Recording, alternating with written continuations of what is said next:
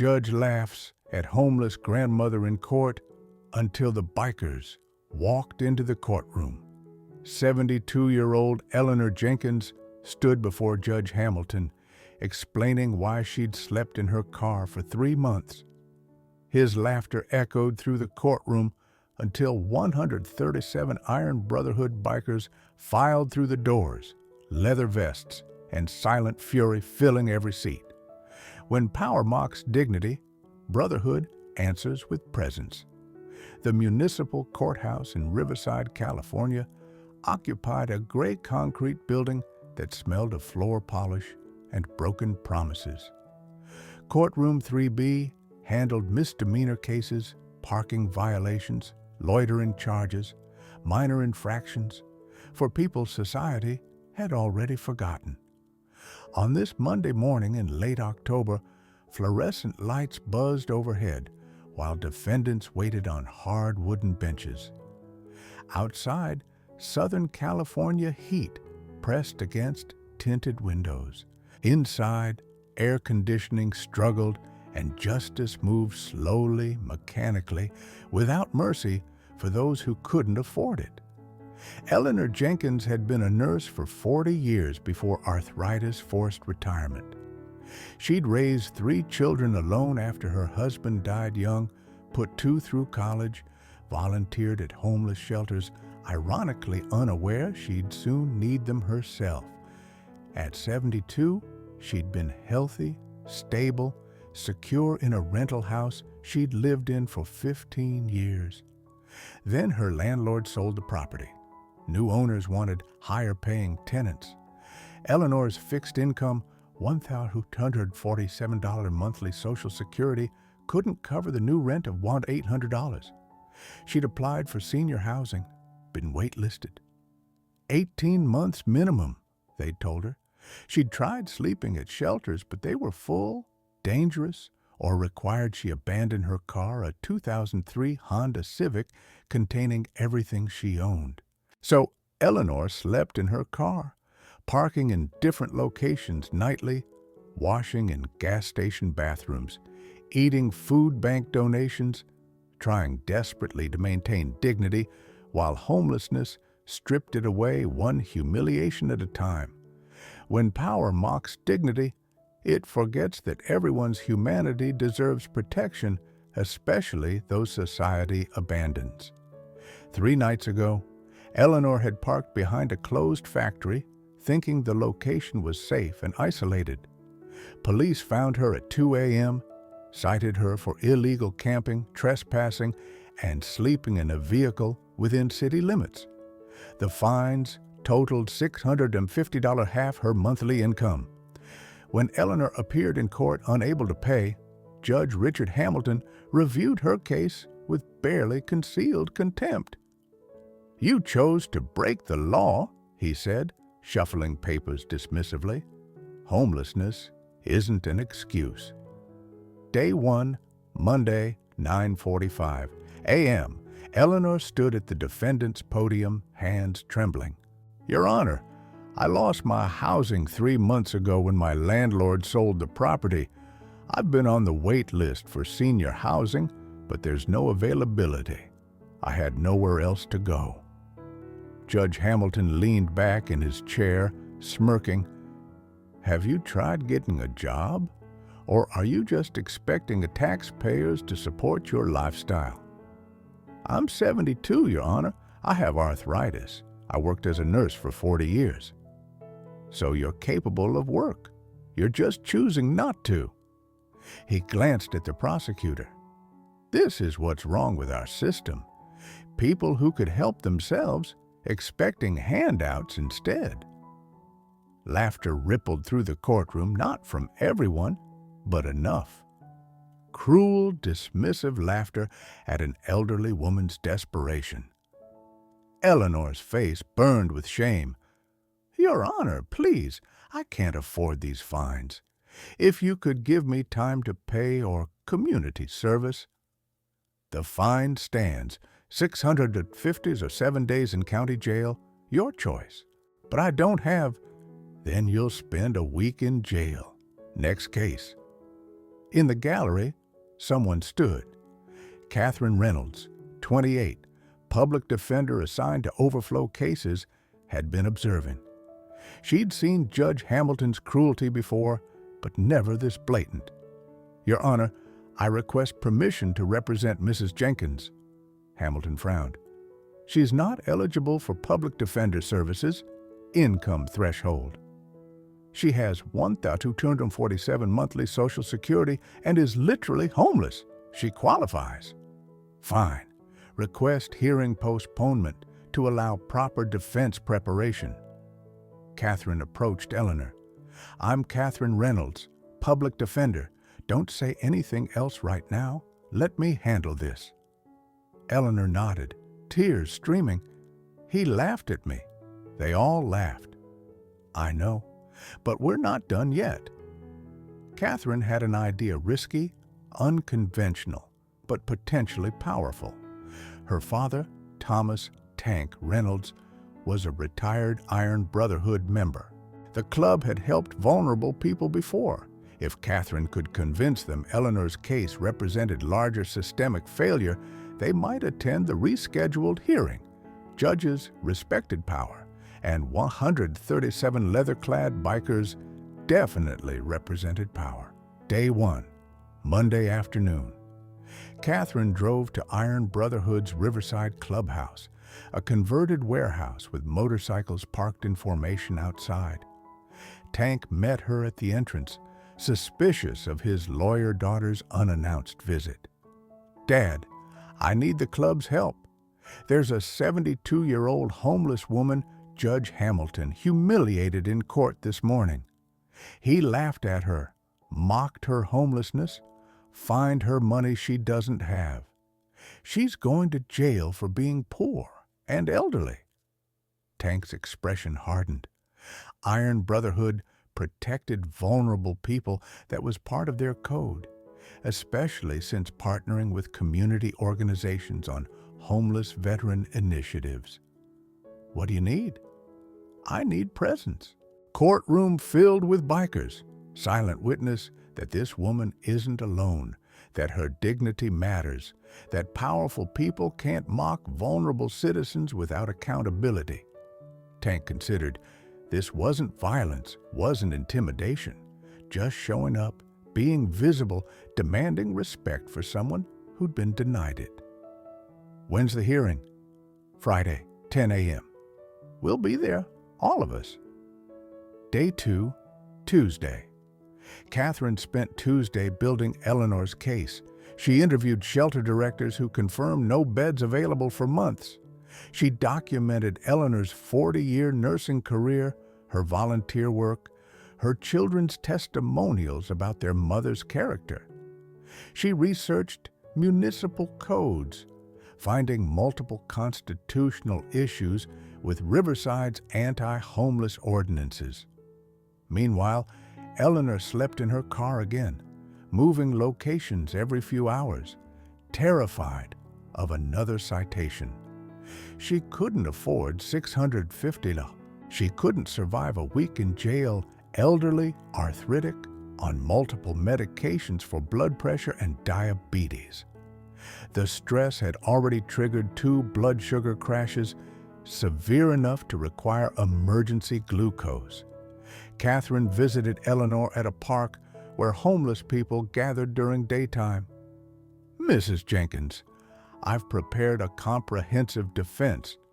We're arguing the ordinances violate 8th Amendment cruel and unusual punishment for unavoidable conduct. We're demonstrating you've exhausted all housing options, and we're showing the court who you really are." "Will it work?" Eleanor asked, voice small. "I don't know. But Judge Hamilton won't laugh at you Friday, I promise you that." Day 3, Wednesday. Word spread through Iron Brotherhood's network. Elderly woman humiliated by judge needs support Friday. Chapters from 3 counties confirmed attendance.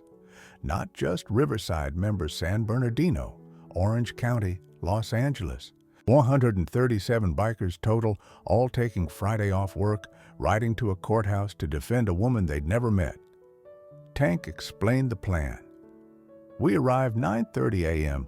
We're respectful, no colors inside courtroom, but vests visible in hallway. We fill every seat. We don't speak, don't threaten, don't disrupt. We just witness. We remind that judge that vulnerable people have allies, that cruelty has consequences, that power without compassion deserves challenge. News of the planned attendance leaked. A reporter called Tank. Are you trying to intimidate a judge? We're supporting an elderly woman who deserves dignity. If a judge feels intimidated by that, maybe he should examine why he fears people demanding basic respect. Day 4, Thursday. Judge Hamilton's clerk called Catherine. The judge wants to discuss settlement. Can Mrs. Jenkins come to chambers Thursday afternoon? Catherine was suspicious. Hamilton had shown zero compassion. Monday, why negotiate now? But she agreed, bringing Eleanor to the meeting. In chambers, Hamilton was cordial, but calculating. Ms. Reynolds, I've reviewed your filings. Some constitutional issues warrant consideration. I'm willing to reduce the fine to $200 and offer 6-month payment plan. The fine should be dismissed entirely, Catherine countered. Mrs. Jenkins committed no actual crime. She slept in her car because society failed to provide housing she needs and deserves. That's not the court's problem. It becomes the court's problem when 137 Iron Brotherhood members fill your courtroom tomorrow demanding you treat her with basic human dignity. Hamilton's facade cracked. Are you threatening me? I'm informing you of community response to judicial cruelty. They're not threatening anyone, they're witnessing, unless you prefer they didn't. The implication hung, dismiss case or face public accountability. Day 4, Thursday evening. Hamilton refused to dismiss charges, but his nervousness was obvious. He'd built a career on bulldozing defendants who couldn't fight back poor people, homeless people, those without resources or allies. Tomorrow, he'd face a courtroom full of people who wouldn't be bulldozed, who'd document everything, whose presence would force him to behave with decency he usually reserved for wealthy defendants. Eleanor couldn't sleep that night. She'd attended court Monday expecting justice, receiving humiliation instead. Tomorrow, she'd return, but this time with 137 strangers standing beside her. People she'd never met, who owed her nothing, showing up because Catherine's father believed dignity mattered more than legal technicalities. Why are they doing this? Eleanor asked Catherine during a late-night phone call. Because they can, because they choose to, because when power mocks dignity, brotherhood answers with presence, and because you deserve advocates when the system fails you. The next day would determine whether a judge could laugh at vulnerable citizens without consequences, or whether accountability still existed when witnesses demanded it. Day 5, Friday, 9:30 a.m. Iron Brotherhood arrived in formation, 137 motorcycles rumbling into courthouse parking lot, chrome gleaming in morning sun. They parked in perfect rows, dismounted in synchronized silence, leather vests displaying patches earned through decades of riding and brotherhood. Security guards watched nervously. Sir, we need to check. Tank raised his hands. We're unarmed. We're respectful. We're here to witness a court proceeding. That's our constitutional right. They filed through metal detectors without incident, filling courthouse hallways with leather and presence. Other defendants stared. Court staff whispered. Judge Hamilton's clerk went pale when she saw the assembly. She hurried to chambers. Your Honor, there are over 100 bikers in the building. They're saying they're here for the Jenkins case. Hamilton's hands shook slightly. He'd expected maybe 20, not 137, not this overwhelming display of solidarity for a woman he dismissed as irrelevant. Tell security to remove them if they cause any disruption. Sir, they're not disrupting anything, they're just present. And that presence changed everything. Power doesn't respect compassion, but power respects other power. And 137 bikers filling a courtroom represented undeniable power, demanding accountability. Day 5, Friday, 10:00 a.m., Courtroom 3B Court opened with every seat filled. Iron Brotherhood members sat silently, arms crossed, expressions neutral, leather vests visible. They didn't threaten, didn't speak, didn't need to. Their presence spoke volumes. This woman matters. Her dignity matters. You will treat her with respect. Judge Hamilton entered, saw the assembly, faltered mid-step. He'd never faced a courtroom this full, this attentive, this ready to witness every word he spoke. Cameras weren't allowed, but 137 witnesses were better. He couldn't laugh today, couldn't mock, couldn't bulldoze. Case number 2025 MC 4782, People versus Eleanor Jenkins. Catherine stood. Your Honor, defense moves to dismiss all charges based on Eighth Amendment violations. The ordinances criminalize Mrs. Jenkins for conduct made unavoidable by circumstances beyond her control, homelessness caused by housing crisis, not personal choice.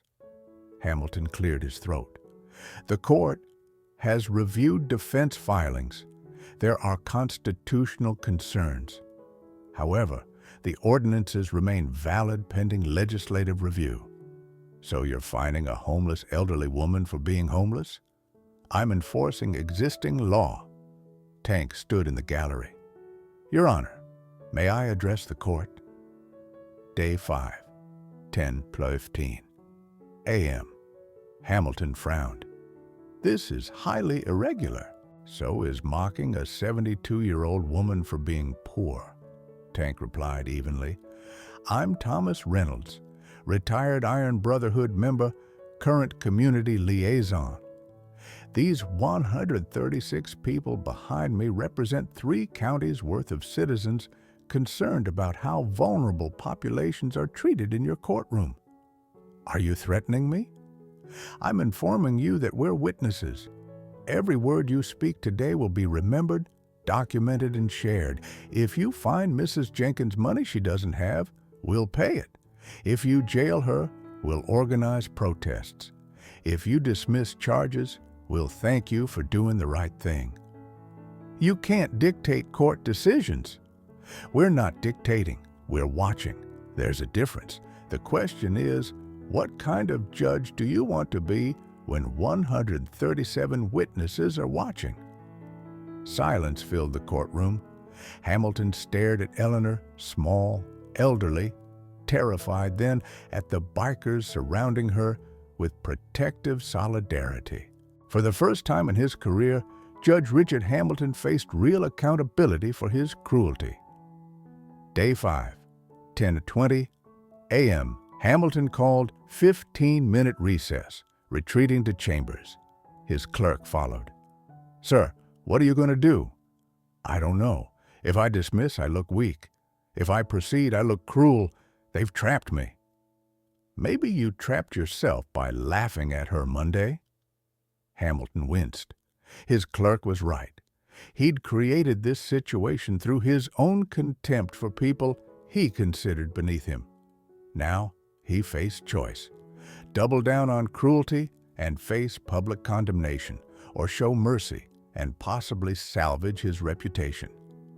He reviewed Eleanor's file genuinely for the first time. 40-year nursing career, volunteer work, 3 successful adult children, clean record, homeless through circumstances, not choices. She'd done nothing wrong except be poor in a system that criminalized poverty. Hamilton returned to courtroom with decision made. 10:35 a.m. After reviewing defense filings more carefully, Hamilton began, voice strained, I find merit in constitutional arguments presented. The Eighth Amendment prohibits cruel and unusual punishment. Fining someone for sleeping when they have nowhere to sleep arguably violates that protection. Catherine barely breathed. Eleanor gripped the podium. However, the ordinances exist. I can't simply ignore them without legislative action. Murmurs of disapproval rippled through the gallery. Tank's jaw clenched. This was deflection hiding behind law to avoid taking moral stand. Catherine stood. Your Honor, judges have discretion. You could dismiss charges based on equity, recognizing that enforcing this ordinance against Mrs. Jenkins serves no public interest and causes significant harm. Hamilton hesitated, then made decision. Charges dismissed. Mrs. Jenkins, you're free to go. Stunned silence. Then Eleanor started crying, relief, disbelief, gratitude flooding through her. Catherine hugged her client while 137 Iron Brotherhood members stood as one silent acknowledgement of victory achieved through presence, not violence. But Hamilton wasn't finished. Furthermore, I'm ordering immediate review of Riverside's anti-homeless ordinances. I'm recommending to City Council that these laws be revised or repealed, and I'm committing to implement new procedures in this courtroom. He looked directly at Eleanor. From now on, every elderly defendant facing charges related to housing insecurity will receive full needs assessment before any fines or penalties are imposed. Cases like these will be moved to special docket with access to social services and legal support. He paused. I also owe Mrs. Jenkins a personal apology. My conduct Monday was dismissive and unfair. I failed to treat her with the respect she deserves. I apologize for that, openly and sincerely. Eleanor looked at him, processing. I accept your apology, she said simply. Tank approached the bench. Your Honor, Iron Brotherhood operates transitional housing for homeless veterans.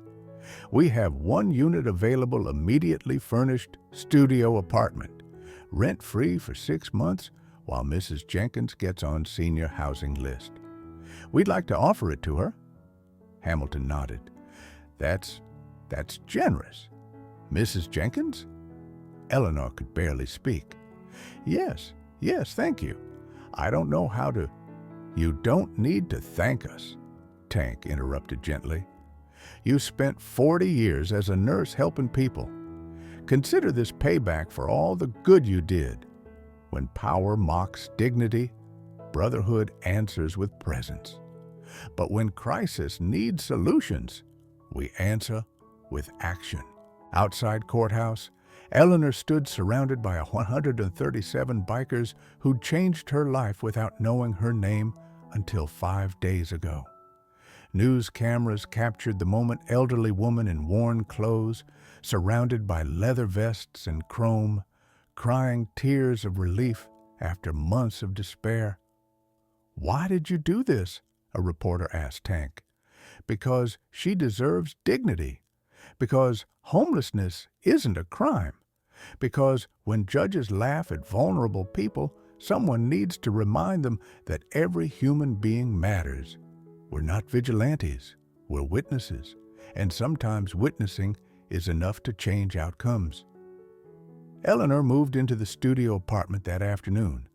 Clean bed, work in the kitchen, bathroom with hot shower, privacy, safety, home temporary but real, giving her stability she'd lost 3 months ago.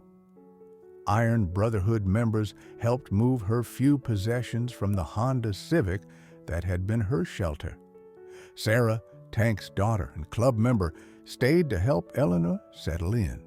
We've got a support network if you need anything. Food, transportation, medical appointments, your family now. Riverside City Council repealed anti-homeless ordinances within 3 weeks, replacing them with Housing First initiatives and expanded social services for seniors. Judge Hamilton implemented promised reforms, establishing special docket for housing insecurity cases with mandatory social worker consultations. Eleanor secured permanent senior housing after 4 months, Iron Brotherhood's temporary apartment serving as bridge she desperately needed.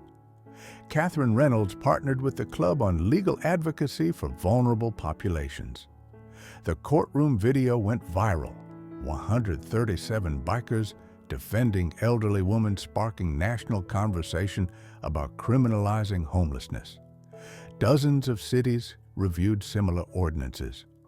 Eleanor became advocate for homeless seniors, testifying at council meetings and legislative hearings about systemic failures she'd experienced firsthand. 5 years later, Eleanor lived in subsidized senior housing, volunteered at Iron Brotherhood's transitional program, helping others navigate homelessness. She'd survived. Hamilton, humbled by public accountability, became advocate for judicial reform, training other judges about bias against poor defendants. Tank's chapter expanded housing program, assisting 200 vulnerable people annually. Eleanor's case became law school example of how community pressure creates accountability when systems fail vulnerable populations. The lesson endured. When power mocks dignity, brotherhood answers with presence. When crisis needs solutions, compassion builds homes. Sometimes the family you find during your darkest moment becomes the family that lights your way forward forever.